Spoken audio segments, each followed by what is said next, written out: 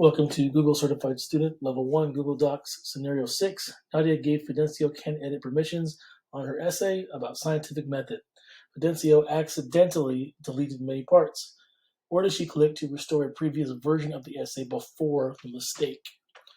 So in this case here, what we have here was is what's left of Nadia's essay, and her collaborator Fidencio accidentally deleted a bunch of stuff, and she wants to rewind it back to before he mistakenly deleted some of her writing.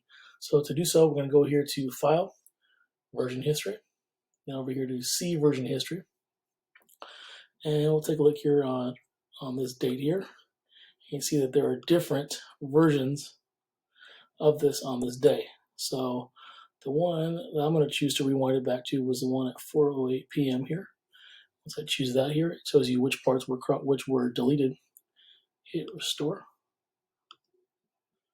and now it added back the things that were that were deleted. It's a little bit longer than what we originally had here when we started this video. So there were some things that got accidentally deleted. Now they've been put back, and Nadia can continue with her work, erasing the mistakes that her collaborator had made. Again, you can use version history at any time to rewind your Google Doc back to a previous version in this scenario.